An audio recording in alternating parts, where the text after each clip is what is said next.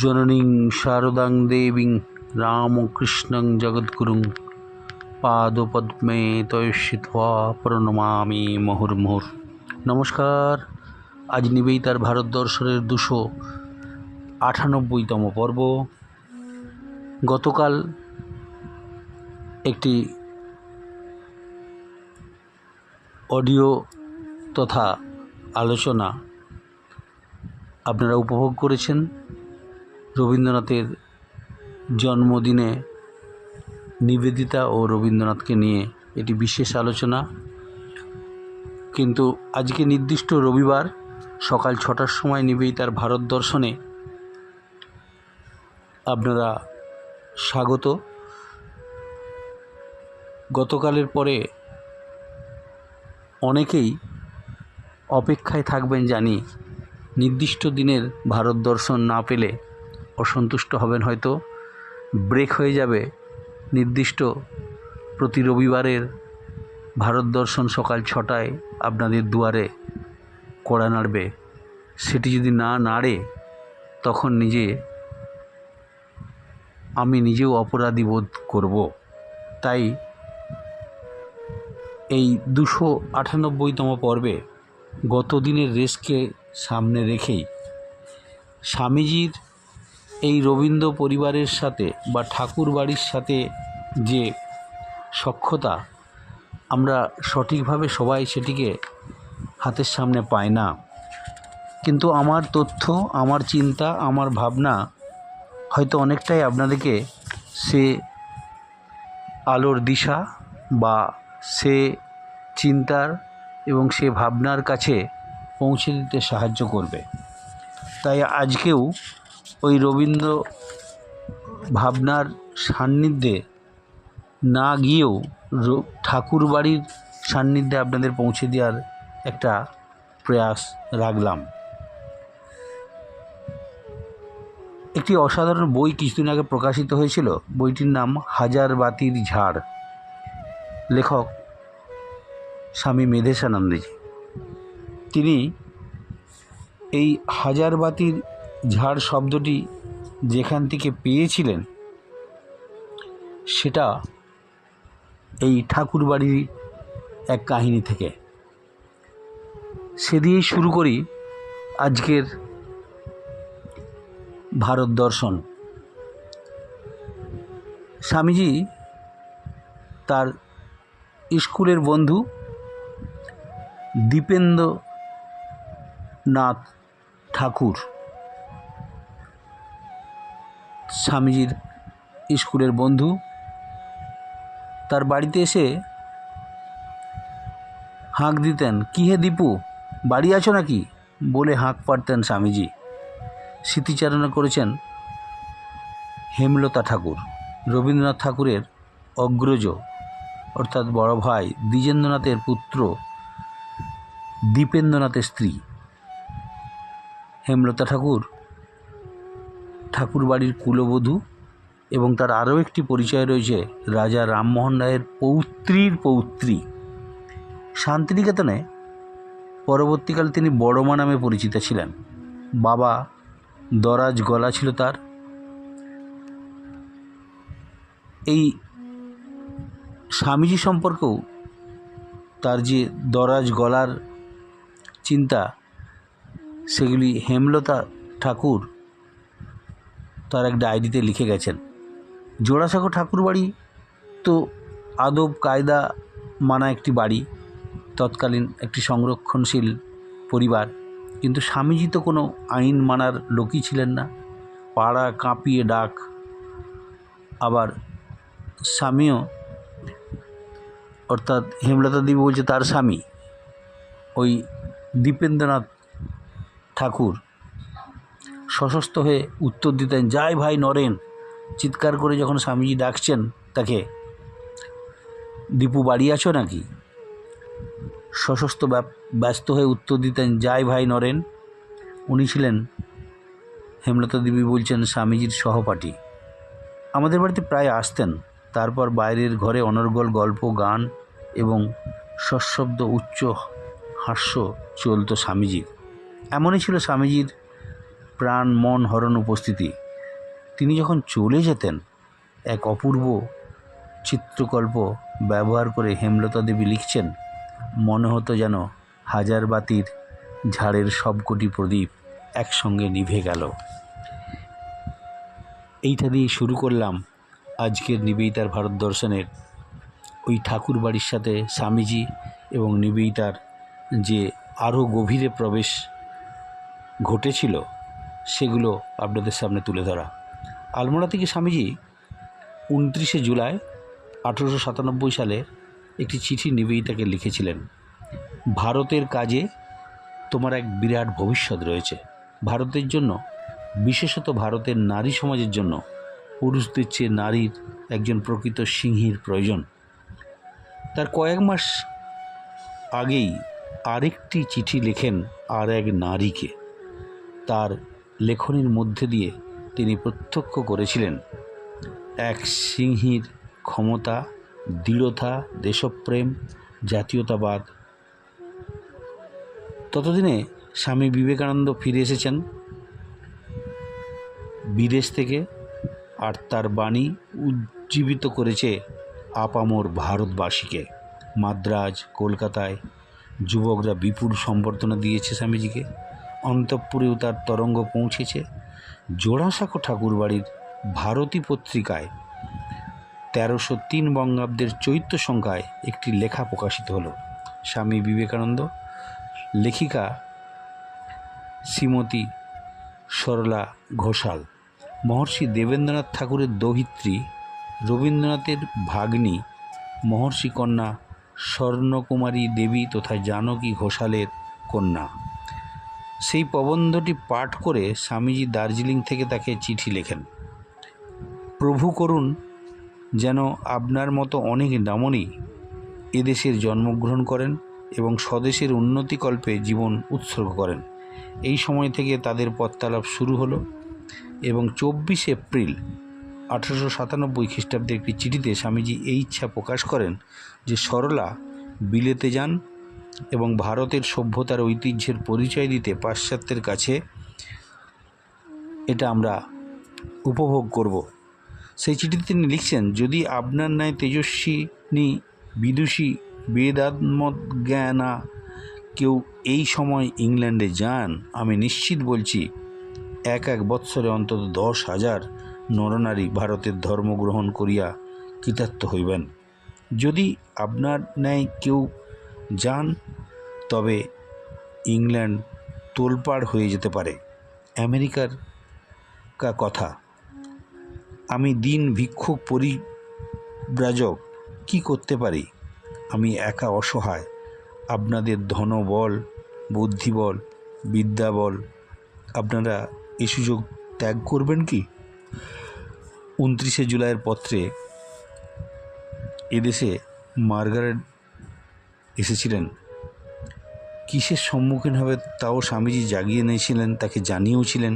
বলেছেন, জলবায়ু গ্রীষ্মপ্রধান, কোথাও কোথাও আগুনের মতো হলকা চলছে, অকল্পনীয় দুঃখ, কুসংস্কার, দাসত্ব, এদেশের লোকেদের জাতি স্পর্শ সম্পর্কে বিরাট ধারণা, শ্বেতাঙ্গদের তারা এড়িয়ে চলে, ঘৃণাও করে, এও জানালেন।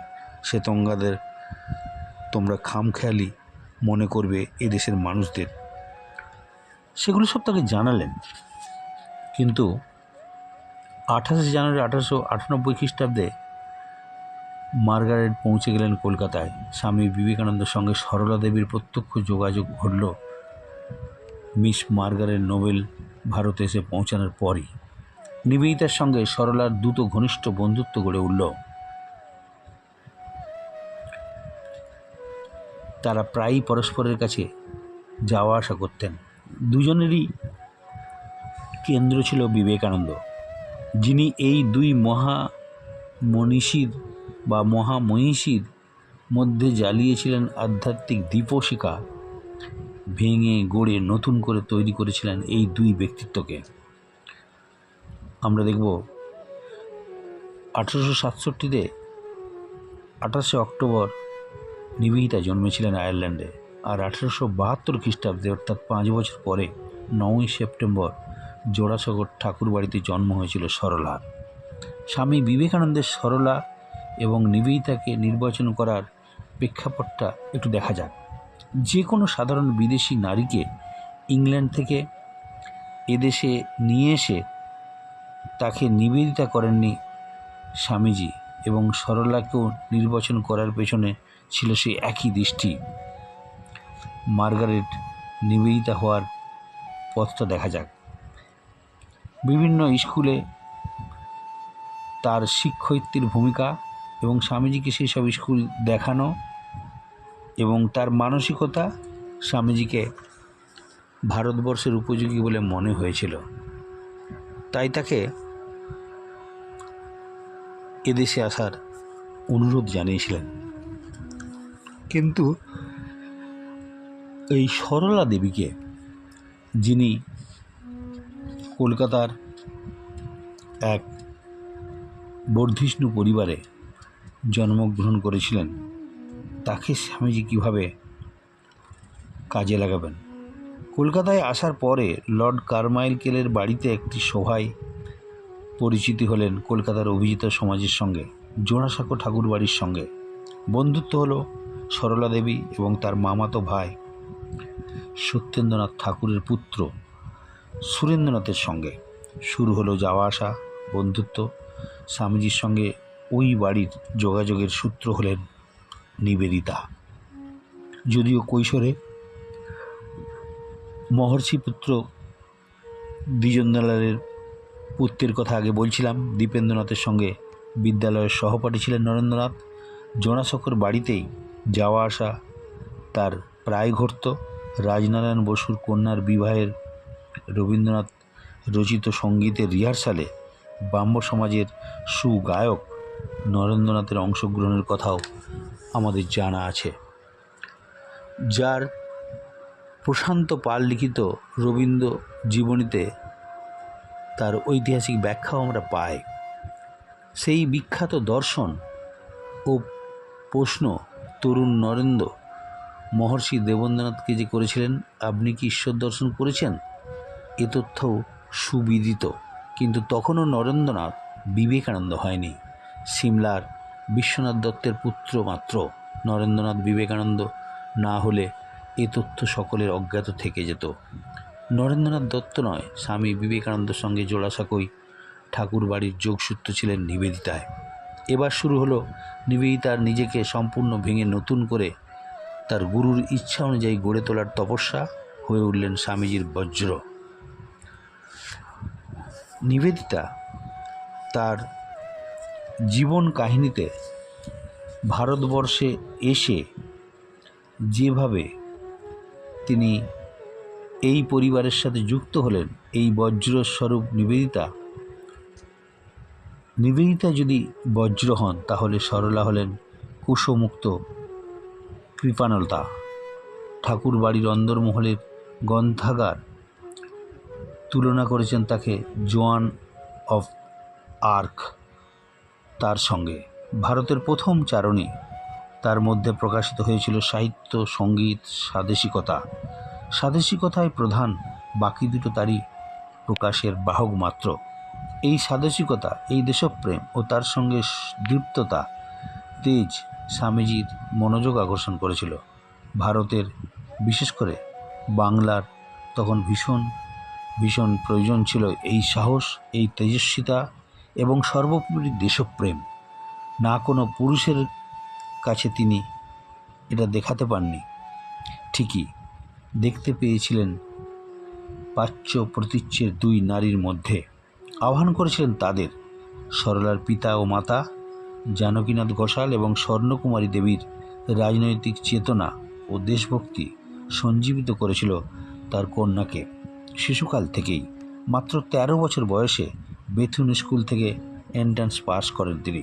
এন্ট্রান্স পরীক্ষার সময়ে ইতিহাসের প্রশ্নের মধ্যে মেকলের লেখা লর্ড ক্লাইভ গ্রন্থভিত্তিক লর্ড ক্লাইভের বঙ্গবিজয়ের উপর একটি প্রশ্ন ছিল।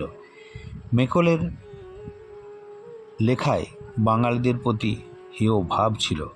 সরলতার প্রতিবাদ করে বিপরীত মন্তব্যপূর্ণ একটি যুক্তি দিয়ে উত্তর দেন যে পরীক্ষক তাকে সর্বাধিক নম্বর দিয়ে খোঁজ করেন মেয়েটি কে। ঠাকুর বাড়ির রক্ষণশীলতার গণ্ডি কাটিয়ে সরলায় প্রথম পরীক্ষায় বসেন এবং বিএ পাশ করেন 1890 খ্রিস্টাব্দে। মেয়েদের মধ্যে সবচেয়ে বেশি নম্বর পেয়ে তিনি পদ্মাবতী স্বর্ণপদক লাভ করেন। পাশাপাশি চলেছিল গান। বিদ্যালয়ে পড়তে পড়তেই তিনি ভারতীয় এবং ইউরোপীয় দুই ধারায় সঙ্গীত ও নানা ধরনের বাদ্যযন্ত্রে অসামান্য দক্ষতা অর্জন করেন। ইংরেজি ফর্ম ব্যবহার করে ইংরেজি পিস রচনা করতে পারতেন, একথা আজ অনেকের অজানা। রবীন্দ্রনাথের অনুরোধে বন্দে মাতরম গানের প্রথম সুর সরলায় দিয়েছিল। প্রথম দুটি পংক্তির সুর রবীন্দ্রনাথের করা। দেশাত্মবোধক গান রচনাতেও পারদর্শী ছিলেন এই সরলা দেবী। তার লেখা গান অতীত গৌরব বাহিনী মম বাণী গাও আজ হিন্দুস্তান। 1901-এর 26শে ডিসেম্বর কলকাতায় কংগ্রেসের সপ্তদশ বার্ষিক অধিবেশনের উদ্বোধন হয় এই গানটি দিয়েই। সারা জীবন সীমানা অতিক্রম করতে চেয়েছেন সরলা। পড়াশোনা শেষ করার পরে স্বাধীনভাবে জীবিকা অর্জনের ইচ্ছা হলো তার। ঠাকুর বাড়ির কোনো মেয়ের এই একা প্রথম বাইরে যাওয়া। মহীশূরে মহারানী গার্লস স্কুলের অ্যাসিস্ট্যান্ট সুপারিনটেন্ডেন্ট চাকরি নিয়ে গেলেন তিনি, যদিও সেই চাকরিতে তিনি বেশি দিন থাকতে পারেননি। মহীশূরে থাকতে থাকতে 1302 বঙ্গাব্দের বৈশাখ সংখ্যায় ভারতী পত্রিকার সম্পাদনা করার তার ভার যৌথভাবে তার ও তার দিদি হিরণময়ী দেবীর উপর অর্পিত হয়। কলকাতায় ফিরে এসে সরলা দেবী ভারতী পত্রিকার নিয়মিত লেখিকা হিসেবে পরিচিতি লাভ করেন। তার লেখার মূল বিষয় ছিল দেশপ্রেম ও জাতীয়তাবাদ। সম্পাদক হিসাবে সরলা বিচক্ষণতার পরিচয় দিলেন এবং দিতেন। ভারতী লেখকদের পারিশ্রমিক দেওয়ার প্রবর্তন করেন তিনি। তার সম্পাদনায় ভারতী কেবলমাত্র ঠাকুর বাড়ির কাগজ থাকেনি, পরবর্তীকালে তিনি গুণী লেখকদের জন্য খুঁজে বের করতেন লেখা বিভিন্ন এবং তাদের কাছ থেকে গুণী লেখকদের কাছ থেকে লেখা নিয়ে তাদের সুযোগ দিতেন। শরৎচন্দ্রের বরদিদি এভাবেই প্রকাশিত হয়েছিল ভারতীতে 3টি সংখ্যায়। সরলা ভারতীতে কয়েকটি মনীষীর দুর্লভ ইংরেজি রচনার অনুবাদও করেছিলেন। 1306-এর জ্যৈষ্ঠ সংখ্যায় ভগিনী নিবেদিতার প্রবন্ধ প্রত্যেক মা ছেলের জন্য কি করতে পারে এবং শ্রাবণ সংখ্যায় 1306 সংখ্যায় নিবেদিতার বঙ্গমাতার কর্তব্য প্রকাশিত হয়। শ্রাবণ 1307-এর মহাদেব গোবিন্দ রানারের রচনায় অনুবাদ করেন। পূর্বকালের সময় শাসন প্রকাশিত হয়। বৈশাখ 1309 সংখ্যায় প্রকাশিত হয় মোহনদাস করমচাঁদ গান্ধীর রচনার অনুবাদ দক্ষিণ আফ্রিকার ভারত উপনিবেশ থেকে। গান, গল্প, কবিতা, উপন্যাস, রম্য রচনা, সংস্কৃত কাব্য, আলোচনা সবই তিনি লিখেছিলেন। শেষ জীবনের আত্মকথা জীবনের ঝরাপাতা সমকালীন সমাজের দর্পণ হয়ে উঠেছিল। এই সব কিছুকে ছাপিয়ে যা ভাস্বর হয়ে উঠেছে তা হলো তার স্বদেশ প্রেম। বলা যায় সাহিত্য গানকে তার দেশপ্রেমের ক্ষেত্রে তিনি ব্যবহার করেছিলেন। সরলা দেবী স্থাপন করেছিলেন লক্ষ্মীর ভাণ্ডার। এখান থেকেই সুস্থ হিন্দু বালিকা বিধবাদের হস্তশিল্প দ্রব্য বিক্রি হতো। এই রকম ছিলেন সরলা দেবী। 1897 খ্রিস্টাব্দে বিবেকানন্দ যখন ফিরে এলেন ভারতে, তার কয়েক মাস পরেই 1303 বঙ্গাব্দের চৈত্র সংখ্যায় সরলা দেবীর প্রবন্ধ প্রকাশিত হয় স্বামী বিবেকানন্দের নামে। স্বামী বিবেকানন্দের নামে রচনাটি আশা ও নিরাশা এই দুই অংশে বিভক্ত ছিল। রচনায় লেখকের নাম ছিল সেভাবে কেউ দেখতে পায়নি। রচনায় লেখকের কোনো নামই ছিল না, কিন্তু লেখিকা ছিলেন সরলা দেবী। আশা প্রবন্ধটি স্বামীজির কলকাতায় দেয়া 2টি বক্তৃতা বিষয়ে এবং নিরাশা সেই সঙ্গে অধিক বক্তৃতা করতে অনিচ্ছা ও স্বামী বিবেকানন্দ কিছুদিনের মধ্যে আবার বিদেশ যাত্রা করবেন সংবাদপত্রে এই ঘোষণা বিষয়ে। আশা অংশে স্বামীজি মুক্ত প্রশস্তি দেখা যায়। সরলার কাজে স্বামী বিবেকানন্দ বাংলার আকাশে ও জীবন আকাশে নবোদিত সূর্য, রামমোহন ও কেশব সেনের পরে প্রধান উদ্ধিতকারী শক্তি। এই উদ্বুদ্ধকারী শক্তিকে দেখা যাবে ব্রাহ্ম সমাজের গোষ্ঠীর বাইরে অন্য মানুষের সম্পর্কে সমাদরের ব্যাপারে যে সতর্ক সচেতনতা ছিল সরলা দেবী তার ব্যতিক্রমী। আবার বিবেকানন্দ সম্পর্কে আশার মরীচিকা সমাপ্তিতে ঘোলা ভাষায় ক্ষোভ জানিয়েছিলেন নিরাশা অংশে। তিনি লিখেছেন, দুটি বক্তৃতা এবং তারপরে কিছুকাল বরানগরে অবস্থিতি, এতেই স্বামীর স্বদেশীয় কর্তব্য সম্পূর্ণ হইয়া যাইবে। আমাদের নৈতিক অধোগতির দিনে যাহাকে পরিব্রাজক বা পরিত্রাতা মনে করিবার অবসর তার নাই। তার গন্তব্য অন্য প্রদেশ, স্থায়ী কর্মক্ষেত্র অন্যত্র। শুধু পথ চলতি একটি দিন মাতৃভূমিতে কাটাইয়া দুই জ্ঞানের কথা কইতে আসিয়াছেন। আমাদের সুখ দুঃখের অংশ তিনি গ্রহণ করিবেন না। আমরা যে অজ্ঞানের ও দুর্নীতির রসাতলে দিন দিন নিমজ্জিত হচ্ছি, তা হইতে উদ্ধারের চেষ্টায় তিনি সাহায্য করবেন না। করলেও শুধু বাক্যের দ্বারাই করবেন, কর্মের দ্বারা নয়। সরলার খেদ প্রকাশ করেছেন ওই লেখার মধ্যে। ইচ্ছে করলে বিবেকানন্দ স্বামী স্বদেশে অনেক কাজ করতে পারতেন। সমাজ সংস্কারদের দুটি প্রধান উপাদান তাহাতে বর্তমান, পাণ্ডিত্য ও বাগ্মিতা। কিন্তু সে ক্ষমতা অনুযায়ী কর্তব্য তিনি স্বীয় কর্তব্য বলিয়া গ্রহণ করিলেন না। এই আমাদের দুরদৃষ্ট। হায়, আমাদের নৈতিক দুর্নিশায় যাহাকে সূর্যোদয় মনে করেছিলাম, তাহা সূর্যোদয় নহে, একটি বৃহৎ তারার ক্ষণিকের জ্যোতিমাত্র। সরলা দেবী ভারতীর এই লেখাটি স্বামীজির কাছে পাঠিয়ে দেন দার্জিলিংয়ে। প্রবন্ধে তরুণী সরলার দেয়া উপদেশ হয়তো স্বামীজির কাছে মজার মনে হয়েছিল, তবে স্বামীজি সরলার আন্তরিকতায় যে খুশি হয়েছিলেন তা বোঝা যায়।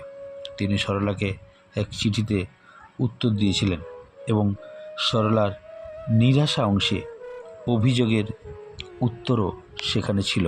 6ই এপ্রিল বিশেষ করে 1897-এর চিঠিতে সরলার গুণাবলীর প্রশংসা করে স্বামীজি অসাধারণ একটি চিঠির প্রকাশ ঘটে। স্বামীজি চেয়েছিলেন ভারতের আত্ম অনুসন্ধান। স্বামীজি ছিলেন নারী শক্তির মহিমা পূজারী।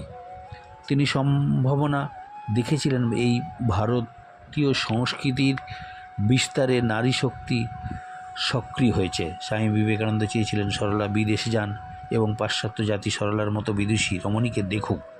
স্বামীজির পত্রগুলি সরলাকে অভিভূত করেছিল। তার দেশপ্রেমে, মানবপ্রেমে তিনি মুক্ত হয়েছিলেন। তাই আশা ও নিরাশা প্রকাশের পরেই 1304 বৈশাখের ভারতীতে বের হয় তার প্রত্যাহার, নিঃশর্ত ক্ষমা প্রার্থনা। স্বামী বিবেকানন্দের স্বদেশ বাৎসল্য আমাদের ন্যায় অকিঞ্চিৎকর ব্যক্তির অপেক্ষা কিছুমাত্র কম নয়। অপিচ সহস্র গুণে ব্যাপক ও কার্যকরী তার প্রমাণ পেয়েছি। কিন্তু দুঃখের বিষয়, সে প্রমাণ অধুনা আমাদের পাঠকগণের সমক্ষে উপস্থিত করিবার অনুমতিপ্রাপ্ত হয় নাই। তাহার প্রতি অযথা সন্দেহ রোষ করিয়া যে অন্যায় করেছি, তাহার সম্যক সংশোধনের ক্ষমতা হইতে বিবেকানন্দ স্বামী আমাদের বঞ্চিত করিয়াছেন। যাই হোক, সন্দেহমাত্র নাই, স্বদেশের হিতকল্পে তার প্রারব্ধ অনুষ্ঠানে যথাকালে যথাযথ রূপে বিবেকানন্দ স্বামী স্বয়ং আত্মপ্রকাশ করিবেন। আমার অধিক বলা নিষ্প্রয়োজন। এটি তিনি লিখেছেন।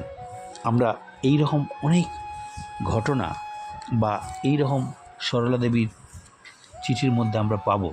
এখন নিবেদিতার একটু প্রসঙ্গ দিয়ে আজকের আলোচনা শেষ করব, কারণ এটি একটি দিনের মধ্যে হবে না, কারণ অনেক অজানা তথ্য লুকিয়ে রয়েছে, সেগুলিকে আপনাদের সামনে তুলে ধরার ইচ্ছে রয়েছে। নিবেদিতা ও সরলা দেবী উভয়কেই পছন্দ করেছিলেন প্রথমে ঘনিষ্ঠতার ফলে। স্বামীজির জীবনকালে নিবেদিতার পত্রের সরলা সম্পর্কিত আলোচনা দেখলে বুঝতে পারব।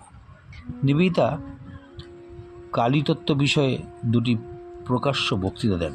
প্রথম বক্তৃতা হয় 13 ফেব্রুয়ারি, আপনারা সেটি জানেন, আমি অনেকবার বলেছি, 1899 খ্রিস্টাব্দের অ্যালবার্ট হলে।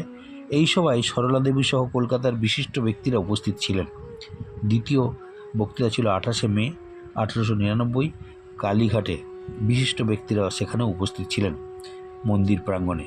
শঙ্করী প্রসাদ বসু লিখছেন, ইংরেজ মহিলা কালীর পক্ষে বক্তৃতা করবেন, এটাই বিবেকানন্দের সহস্র ও সুগভীর প্রতিঘাত। অ্যালবার্ট হলের কালী বক্তৃতার সমালোচনা করেছিলেন নিবেদিতার ব্রাহ্ম বন্ধুরা। 15 ফেব্রুয়ারি 1899 খ্রিস্টাব্দে মিস ম্যাকলাউডকে লেখেন যে সেদিনই সরলা এবং মোহিনীমোহন চট্টোপাধ্যায় নিবেদিতার কাছে এসেছিলেন। তারা স্মরণ করিয়ে দিয়েছিলেন যেভাবে তিনি কালীতত্ত্ব উপস্থিত করছেন সে জিনিস কালী পূজার বাস্তব রূপের সঙ্গে মেলে না। সরলা এবং সুরেন্দ্রনাথ নিবেদিতার সঙ্গে দক্ষিণেশ্বরে মন্দির দর্শন করতে গিয়েছিলেন। ওই সময় স্বামীজি নৌকায় বসে তাদের জন্য অপেক্ষা করছিলেন। 23 মার্চ আমরা দেখব 1899 খ্রিস্টাব্দে নিবেদিতা ম্যাকলাউডকে লিখছেন, সবাই একত্রে ছিলাম, উনি এবার সরলার সঙ্গে কথা বলতে লাগলেন। আমরা স্বামীজিকে যেমন ভালোবাসি, মনে যেন আমার প্রশ্ন আসলো, সরলাও কি স্বামীজিকে ততখানি ভালোবাসেন না? নিশ্চয়ই ভালোবাসতেন। ওকে সেই চোখে দেখতে আরম্ভ করেছে। উনি বললেন, সরলা একটি রত্ন, ও অনেক বড় কাজ করবে। নিবেদিতা সরলাকে গল্প করেছিলেন যে স্বামীজি তাকে বলেছিলেন যে সরলার এডুকেশন পারফেক্ট, এই রকম এডুকেশন ভারতের সব মেয়েদের হওয়া দরকার। তারপরেই নিবেদিতার একটি প্রস্তাব তার কাছে পৌঁছায়, অর্থাৎ নিবেদিতা প্রস্তাব দেন স্বামীজির সঙ্গে নেক্সট ট্রিপে সরলা বিলেতে যাওয়ার জন্য, সেখানে ভারতের মেয়েদের প্রতিনিধি হয়ে প্রচারে আধ্যাত্মিক বার্তা প্রতীচ্যের মেয়েদের শোনাবার জন্য। নিবেদিতা ও সুরেন্দ্রনাথ ঠাকুরের সঙ্গে সরলা বেশ কয়েকবার বেলুড় মঠেও গেছেন স্বামীজির দর্শনে। বেলুড় মঠে গঙ্গার তীরে চাপান সভায় অসাধারণ ছবি ধরা আছে তার আত্মকথাতে। জীবনের ঝরাপাতা বইতে সরলা দেবী সেগুলি লিখে গেছেন। কিন্তু স্বামীজি এবং নিবেদিতা সরলাকে নিয়ে বিদেশ যাওয়ার স্বপ্ন ধূলিসাৎ হয়ে যায়। নিবেদিতার সঙ্গে সরলার বিদেশ যাত্রার ব্যাপারে বিবেকানন্দের প্রস্তাবের উত্তরে সরলা দেবী একটি উদ্ধত পত্র লিখেন, যেটি তার পারিবারিক চিন্তারই প্রতিফলন, ব্রাহ্ম ধর্মের গোঁড়ামিরই যেন প্রতিফলন। তিনি স্বামীজিকে জানান তিনি নিজে এবং সুরেন্দ্রনাথ ব্রাহ্ম সমাজের অনেকেই দেশকে যথার্থ ভালোবাসেন।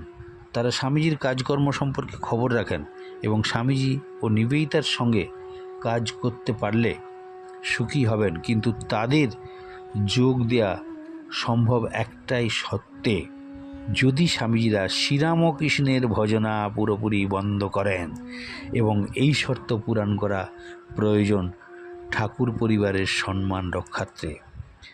স্পষ্ট ভাষায় সরলাকে জানিয়ে দেন স্বামীজি 16 এপ্রিল 1899 খ্রিস্টাব্দে।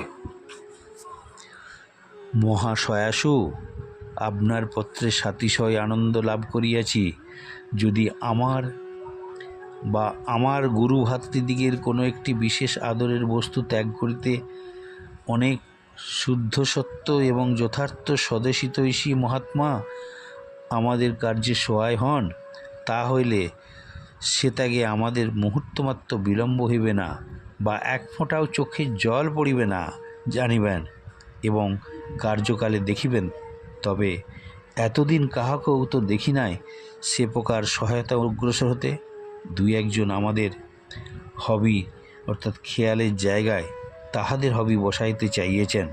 এই পর্যন্ত যদি যথেষ্টই বা যথার্থ স্বদেশ হিতৈষিকতার মনুষ্যকুলের কল্যাণ হয়, শ্রীগুরুর পূজা ছাড়া কি কথা কোনো উৎকট পাপ করিয়া খ্রিস্টানদের অনন্ত নরক ভোগ করিতেও প্রস্তুত আছি জানিবেন আমি। তারপর যে সকল হিতৈষী মহাত্মা গুরু পূজাটির ছাড়লেই আমাদের সঙ্গে যোগ দিতে পারেন, তাদের সম্পর্ক আমার এইটুকু খুঁত আছে। বলি, এত দেশের জন্য যখন বুক ধড়পড় করছে কলিজাতে, ছিঁড়ো ছিঁড়ো প্রাণ যায় যায়, কণ্ঠে ঘড় ঘড় ইত্যাদি, আর এই একটা ঠাকুরেই সব বন্ধ হয়ে গেল। আজকে এই পর্যন্তই শেষ করি। নিবেদিতা, ব্রাহ্মধর্ম, সরলা দেবী, রবীন্দ্রনাথের পরিবার তথা ঠাকুর বাড়ির অংশ নিয়ে আরও একটি আলোচনা আপনাদের সামনে তুলে ধরব। নিবেদিতা কীভাবে ব্রাহ্মধর্মের সাথে যুক্ত ছিলেন, কীভাবে সরলা দেবী সহ ঠাকুর বাড়িতে তার অবাধ বিচরণ, সেগুলিকে নিয়ে আমরা এই নিবেদিতার ভারত দর্শনের দ্বিতীয় পর্বে অর্থাৎ 299 পর্বে আপনাদের সামনে হাজির করব। ঠাকুর বাড়ির ইতিহাসে নিবেদিতা ও স্বামীজির যে দৃষ্টিভঙ্গি, সেটি আপনাদের সামনে অন্তত পরিষ্কার করার চেষ্টা আমার থাকবে। আমার সাধনা, আমার সংগ্রহ, আমি জানি না আপনাদের সমৃদ্ধ করছে কিনা, আমার সচেষ্টতা সর্বদাই সেদিকেই দৃষ্টি রাখবে। আজ এই পর্যন্তই। ওং অসতো মা সদ্গময় তমসো মা জ্যোতির্গময়। ওং শান্তি শান্তি শান্তি। হরি ওং তৎসৎ। শ্রীরামকৃষ্ণার্পণমস্তু।